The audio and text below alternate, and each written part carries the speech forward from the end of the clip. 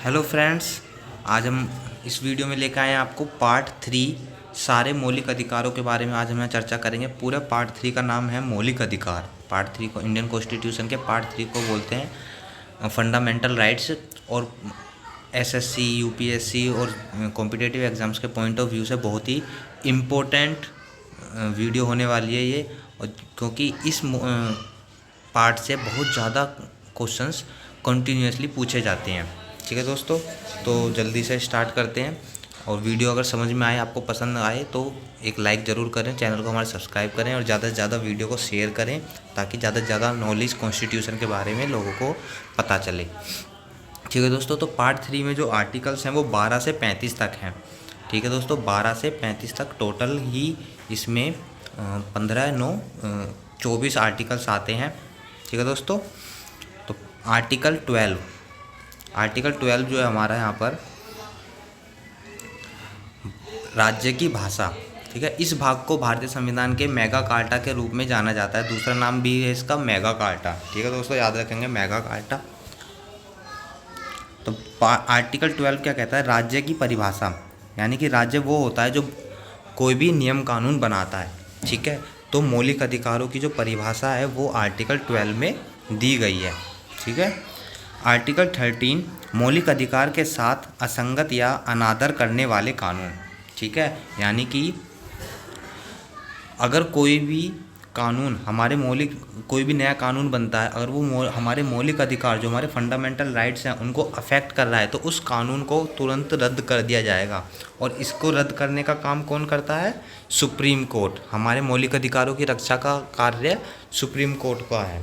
ठीक है दोस्तों, तो आर्टिकल 13 के अकॉर्डिंग कोई भी नया कानून जो हमारे मौलिक अधिकारों को अफेक्ट कर रहा है उस कानून को कैंसिल कर दिया जाएगा, नील कर दिया जाएगा या रद्द कर दिया जाएगा। ठीक है दोस्तों, आगे चलते हैं। भारतीय संविधान में कुल 6 मौलिक अधिकार हैं। ठीक है दोस्तों, टोटल कितने हैं? 6 मौलिक अधिकार, 6 फंडामेंटल राइट्स हैं। और ये फंडामेंटल राइट्स हैं कौन से? Number 1 right to equality, article 14 to 18। तो सबसे पहले हमारा राइट टू इक्वेलिटी है, यानी कि समानता का अधिकार। ठीक है दोस्तों, और ये समानताएं कौन कौन सी है? कानून के समक्ष समानता, यानी कि कानून के समक्ष सभी समान हैं, कानून के सामने सभी समान हैं। ठीक है, चाहे कोई वो राजा का बेटा हो या फिर कोई मंत्री का बेटा हो और कोई अगर किसी ठेले वाले का हो या मजदूर का बेटा हो, कानून सभी के लिए समान है। ठीक है दोस्तों, आर्टिकल 15 धर्म, नस्ल, जाति, लिंग या जन्म स्थान के आधार पर भेदभाव का निषेध। नेक्स्ट दोस्तों, भारतीय संविधान में कुल 6 मौलिक अधिकार हैं। ठीक है, कितने हमारे मौलिक अधिकार दिए गए हैं? हमें 6 मौलिक अधिकार दिए गए हैं। पहले हमारे जो मौलिक अधिकार थे वो 7 थे, बट बाद में एक हटा दिया गया, जो कि मैं आगे वीडियो में आपको बताने वाला हूँ। तो पहला मौलिक अधिकार है राइट ऑफ इक्वेलिटी। ठीक है दोस्तों, राइट ऑफ इक्वेलिटी जो है आर्टिकल 14 से 18 तक है। कितने तक है दोस्तों? 14 से 18 तक याद रखेंगे। आर्टिकल 14 क्या कहता है? कानून के समक्ष समानता, यानी कानून के सामने सभी लोग समान हैं, चाहे वो कोई मंत्री का बेटा हो, राजा का बेटा हो, चाहे वो एक मजदूर का बेटा हो, कानून के लिए सभी समान हैं। ठीक है, जो कानून एक मंत्री के बेटे के लिए है वही कानून एक लेबर वर्कर के लिए भी है। ओके फ्रेंड्स, आर्टिकल 15 क्या कहता है? कि हम धर्म, नस्ल, जाति, लिंग या जन्म स्थान के आधार पर भेदभाव नहीं कर सकते हैं। जैसे कि हम राज्यों के नाम पे भेदभाव करते हैं ना, बंगाली, हरियाणवी, बिहारी, इस तरीके से जो हम भेदभाव करते हैं वो मगर ये सारी चीज़ें आर्टिकल 15 के अकॉर्डिंग गैर कानूनी है। ठीक है दोस्तों, तो इस प्रकार से नहीं करना चाहिए, भेदभाव नहीं करना चाहिए। धर्म के नाम पर हिंदू, मुस्लिम, सिख, ईसाई, ठीक है, SC ST, इन सब पे धर्म के अनुसार भेदभाव नहीं करना चाहिए। जाति के नाम पे नहीं करना चाहिए। लिंग, लड़की है, कोई लड़का है, कोई मान लो ट्रांसजेंडर है, तो इस चीज़ से भी हमें भेदभाव नहीं करना चाहिए। आर्टिकल 16 सार्वजनिक रोजगार के मामलों में अवसर की समानता, यानी कि सभी को अपना आर्थिक स्थिति सुधारने के लिए समान अवसर दिए जाते हैं। रोजगार के लिए चाहे वो लड़का है, लड़की है, सभी को रोजगार के समान अवसर दिए जाते हैं। ठीक है, तो ये भी एक इक्वेलिटी है। आर्टिकल 17 अस्पृश्यता का उन्मूलन। 17 यानी खतरा यानी कि अनटचेबिलिटी, ठीक है, जो हम अस्पृश्यता, छुआछूत जो मानते हैं कि इसको नहीं छूना चाहिए, उसको ये छोटी जाति का है उसको नहीं छूना चाहिए, तो अस्पृश्यता का उन्मूलन करते हैं आर्टिकल 17, ठीक है, छुआछूत को ख़त्म करता है आर्टिकल 17। आर्टिकल 18 जो है उपाधियों का उन्मूलन, यानी कोई कोई होता है ना अपने नाम के आगे टाइटल लगा लेता है, नाइटहुड, रॉबिनहुड, ठीक है, सर, लॉर्ड, नाम के आगे जो टाइटल लगा लेते हैं, सर, लॉर्ड, नाइटहुड, ठीक है, तो यानी कि आर्मी में जो हमें टाइटल मिलते हैं उनको छोड़ करके, जैसे ब्रिगेडियर हो गए, कमांडर हो गए, ठीक है, तो उस प्रकार के टाइटल्स को छोड़ करके बाकी और कोई जो टाइटल अपने नाम के आगे लगाता है उनको ख़त्म करता है आर्टिकल 18, ठीक है दोस्तों। जैसे पहले राजा धीराज, महाराजा, ठीक है, इस तरीके के टाइटल्स यूज़ करते थे, तो वो सब टाइटल अब नहीं लगा सकते हैं। नेक्स्ट आगे बढ़ते हैं दोस्तों, आर्टिकल 15 और 16, ठीक है। आर्टिकल 15 जो है वो हमें ये बताता है, आर्टिकल 15 एंड 16 सरकार में 27% आरक्षण नौकरियों के लिए। जैसे कि अभी हमने कहा कि जाति के नाम पर भेदभाव नहीं कर सकते, बट एक्चुअल में क्या है, हमारे यहाँ निम्न वर्ग के लोग भी रहते हैं, उच्च वर्ग के लोग भी रहते हैं। तो अब निम्न वर्ग के जो लोग हैं उनको बराबर करने के लिए, उनके स्तर को उठाने के लिए, ठीक है, आर्थिक स्तर को अच्छा करने के लिए सरकार नौकरियों में आरक्षण देती है, ठीक है, जो कि आरक्षण आर्टिकल 15 और 16 के अकॉर्डिंग हमें मिलता है, ठीक है दोस्तों। और हमारे चैनल का नाम है बिंदास स्टडी, इसको बिंदास तरीके से सब्सक्राइब कर दो, और वीडियो अच्छी लग रही हो, समझ में आ रहे हो पॉइंट टू पॉइंट, तो वीडियो को लाइक ज़रूर करें। आगे बढ़ते हैं, आर्टिकल 15(6) एंड 16(6) ये ओबीसी के लिए हैं। सरकारी नौकरियों में 10% आरक्षण आर्थिक रूप से कमज़ोर वर्ग, EWS, इकोनॉमिक वीकर सेक्शंस के लिए बनाए जाते हैं। दूसरा अधिकार है दोस्तों स्वतंत्रता का अधिकार। पहला अधिकार हमारा था समानता का अधिकार, दूसरा है स्वतंत्रता का अधिकार, जो कि आर्टिकल 19 से आर्टिकल 22 तक है, ठीक है दोस्तों। इसमें क्या है, आर्टिकल 19 में भाषा की स्वतंत्रता, ठीक है, यानी कि कुछ भी हम बोल सकते हैं, किसी के सामने हमें अगर हमें कुछ बोलना है तो हम बिना हिचकिचाए किसी के भी सम्मुख अपनी बात रख सकते हैं। इस चीज़ की हमें स्वतंत्रता आर्टिकल 19 के अकॉर्डिंग मिलती है। जो हमारी मीडिया है वो किसी भी नेता से, अभिनेता से, बिजनेसमैन से, किसी से भी कुछ भी सवाल कर लेती हैं, कुछ भी पूछ सकते हैं, तो ये फ्रीडम उनको कौन देता है, ये फ्रीडम उनको आर्टिकल 19 देता है, मीडिया को। तो इसमें आर्टिकल 6 में कितने अधिकार शामिल हैं, 6 अधिकार शामिल हैं दोस्तों। Right to speech, residency, movement, assembly, association और प्रोफेशन। यानी कि इसका मतलब क्या है, 6 अधिकार क्या है, यानी कि आप कुछ भी बोलने की हमें स्वतंत्रता है, कहीं पर भी हमें इकट्ठा होने की, एकत्र होने की स्वतंत्रता है। रेसिडेंसी, हमें कहीं पर भी अगर घर बनाना है, कहीं पर ज़मीन खरीदनी है, हम बिहार के हैं, उत्तर प्रदेश के हैं, अगर हमें दिल्ली में ज़मीन लेनी है, मुंबई में जगह लेनी है, तो हम वो ज़मीन या घर अपना खरीद सकते हैं किसी भी राज्य में, तो ये भी हमें स्वतंत्रता है। एसोसिएशन, हम अपना कोई भी एसोसिएशन बना सकते हैं, संघ बना सकते हैं। मूवमेंट, एक राज्य से दूसरे राज्य तक फ्रीली मूवमेंट कर सकते हैं, कहीं भी इधर उधर जा सकते हैं। प्रोफेशन, कोई भी व्यवसाय हम कर सकते हैं, बिजनेस करना है, कोई भी जॉब करनी है तो उसकी भी स्वतंत्रता है। कोई भी हमें बिजनेस करने से, पढ़ाई करने से, कोई भी रोजगार करने से नहीं रोक सकता है। नेक्स्ट है दोस्तों आर्टिकल 20, अपराधों के लिए दोष सिद्ध के संबंध में संरक्षण। अब देखो दोस्तों, आर्टिकल 20 क्या कहता है कि आपने मान लो कोई अपराध 4 साल पहले किया, जिसकी सज़ा सिर्फ, जैसे मान लो कोई आपने चोरी की, तो चोरी के लिए सिर्फ 6 महीने की जेल थी, और 4 साल बाद चोरी के लिए फांसी की सज़ा होने लगी, ठीक है। अगर कोई आप पे 4 साल बाद का केस करता है कि नहीं इसने हमारे घर पे चोरी की थी, तो जिस समय चोरी की थी उस समय पर जो कानून रहा होगा उसके अकॉर्डिंग ही आपको सज़ा दी जाएगी, ठीक है। और एक दोष के लिए एक ही सज़ा दी जाएगी, ठीक है दोस्तों।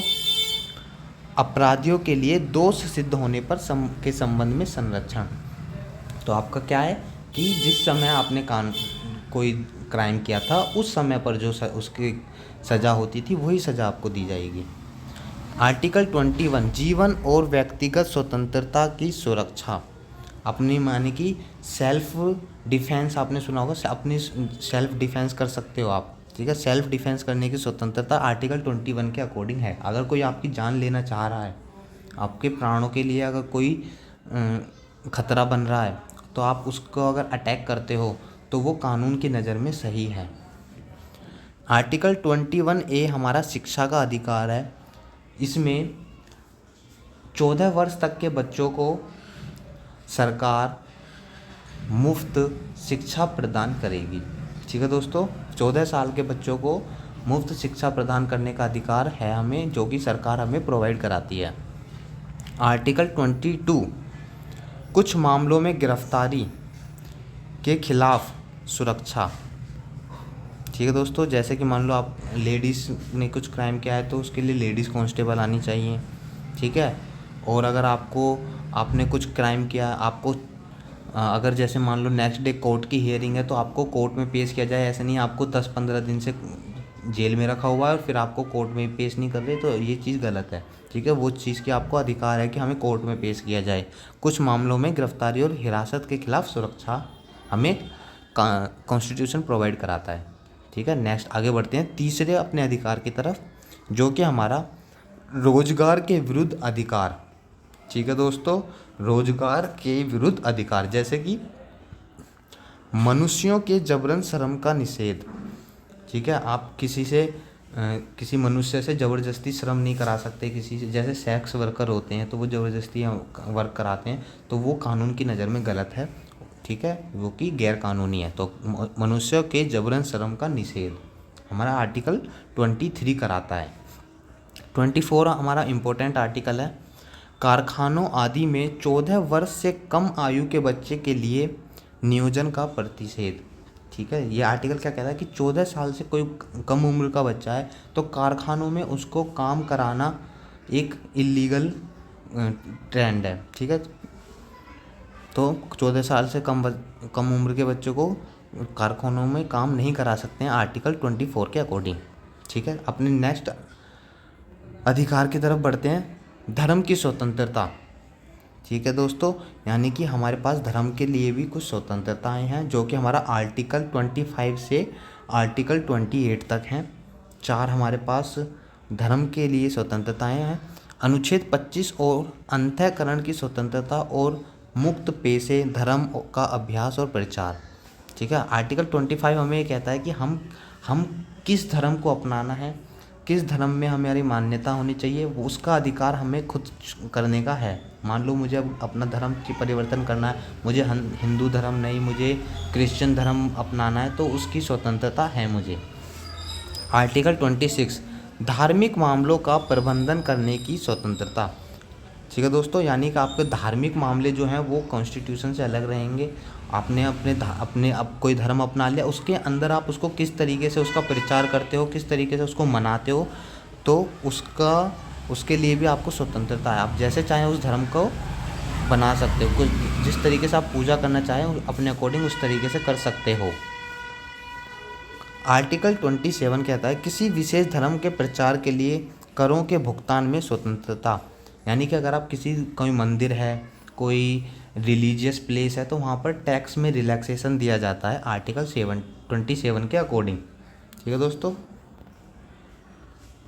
नेक्स्ट आर्टिकल 28 कुछ शैक्षिक संस्थानों में धार्मिक निर्देश या धार्मिक पूजा में उपस्थिति की स्वतंत्रता, ठीक है। जैसे कि मोमडन्स में होते हैं और हिंदुओं में भी होते हैं, तो जो अपनी धर्म से रिलेटेड चीज़ें पढ़ाते हैं, ठीक है दोस्तों। तो वहाँ पर कुछ भी जो धर्म से रिलेटेड चीज़ें हैं उनको अपनी पढ़ाने की स्वतंत्रताएं हैं, उनमें कोई भी कानून इंटरफेयर नहीं करेगा। संस्कृति और शैक्षिक अधिकार आर्टिकल 29 से 30 है हमारा। आर्टिकल 29 कहता है अल्पसंख्यकों के हितों की रक्षा, यानी जो माइनॉरिटीज़ हैं उनके जो राइट्स हैं, उनके जो हित हैं, उनकी रक्षा करता है आर्टिकल 29। आर्टिकल 13 कहता है अल्पसंख्यकों को शैक्षणिक संस्थानों की स्थापना और प्रशासन का अधिकार। जो अल्पसंख्यक हैं वो भी अपने शिक्षक स्थान और अपनी शिक्षा से रिलेटेड जो संस्थान बनाना चाहते हैं वो उनको बनाने की अनुमति है। हमारा सिक्स्थ जो हमारा अधिकार है आर्टिकल 32, वो ये कहता है कि सुप्रीम कोर्ट की रिट शक्ति, यानी कि हमारे रिट शक्ति होती है अगर जहाँ कहीं भी अगर आपके मौलिक अधिकारों का हनन हो रहा है तो आप उसके अगेंस्ट जो कंप्लेन जो फाइल चार्ट करते हैं तो उसको रिट बोलते हैं दोस्तों। तो वो रिट्स हमारी सुप्रीम कोर्ट में दी जाती हैं। ठीक है दोस्तों, तो 5 तरह की रिट्स होती हैं। टोटल कितने तरह की रिट्स होती हैं? 5 तरह की रिट्स होती हैं। नेक्स्ट दोस्तों, डॉक्टर BR अम्बेडकर ने इसे स्वतंत्र संविधान की आत्मा कहा है। ठीक है, संवैधानिक उपचारों के अधिकार को डॉक्टर BR अम्बेडकर ने संविधान की आत्मा कहा है। ठीक है, क्योंकि यही आर्टिकल है जो हमारे मौलिक अधिकारों की रक्षा करता है। अगर कोई हमारे मौलिक अधिकारों को छीन रहा है या किसी तरीके से हमारे मौलिक अधिकारों को दबा रहा है तो हम उसके अगेंस्ट रिट्स जाहिर कर सकते हैं, कंप्लेन फाइल करा सकते हैं। ठीक है दोस्तों, नेक्स्ट है आगे, मौलिक अधिकारों का उल्लंघन कर कोई भी व्यक्ति सुप्रीम कोर्ट जा सकता है। जो ये दोस्तों अभी बताया मैंने आपको ये सारी चीज़ें। आर्टिकल 33 के अकॉर्डिंग रक्षा बलों के मौलिक अधिकार, डिफेंस का मौलिक अधिकार है दोस्तों। आर्टिकल 21 जो है हमारे आपातकाल के दौरान निलंबित नहीं किया जा सकता। ठीक है दोस्तों, आर्टिकल 20 और 21 को भी इमरजेंसी के दौरान निलंबित नहीं होते हैं। बाकी सारे हमारे अधिकार इमरजेंसी के टाइम पर रिड्यूस कर दिए जाते हैं या एक्सटिंग्विश कर दिए जाते हैं। ठीक है, मौलिक अधिकार केवल भारत के नागरिकों के लिए उपलब्ध हैं। जितने भी हमारे मौलिक अधिकार हैं वो सिर्फ भारतीय नागरिकों के लिए हैं। तो इससे पहले हमने नागरिकता पढ़ा था पार्ट 2 में, तो किस किस को नागरिकता दी जाती है, कैसे कैसे आप अपने नागरिकता ले सकते हैं या कैसे बचा सकते हैं, तो वो सारी चीज़ें हमने डिस्कस की थी। और ये जो हमारे मौलिक अधिकार हैं सारे के सारे वो सिर्फ और सिर्फ केवल भारतीय नागरिक के लिए ही एप्लीकेबल हैं। आर्टिकल 15, 16, 19, 29 और 13 ये सारे हमारे मौलिक अधिकार हैं जो सिर्फ भारतीयों को दिए जाते हैं। ठीक है फ्रेंड्स, तो ये हमारे सारे आज के मौलिक अधिकार यानी पार्ट 3 हमने पढ़ा, जिसमें कि हमने 6 मौलिक अधिकारों के बारे में चर्चा की। और नेक्स्ट पार्ट में हम DPSP directive principle of legislative states के बारे में बात करेंगे, जो आर्टिकल 36 से 51 तक हैं। मौलिक अधिकार का जो पार्ट है पार्ट 3, ये एग्ज़ाम पॉइंट ऑफ व्यू से बहुत ही ज़्यादा इम्पोर्टेंट है और एक एक पॉइंट को आप ध्यान रखेंगे। इस वीडियो को 2 से 3 बार देख लेंगे तो सारी चीज़ें आपको अच्छे से याद हो जाएंगी। और सब चीज़ें आपको समझ में आई हो, एक एक पॉइंट आपको समझ में आया हो तो वीडियो को लाइक करें। और आपको अगर कुछ अपना पॉइंट ऑफ व्यू देना है या कुछ ऐड ऑन इसमें करना चाहिए तो वो आप मुझे कमेंट में बता सकते हैं। Thank you.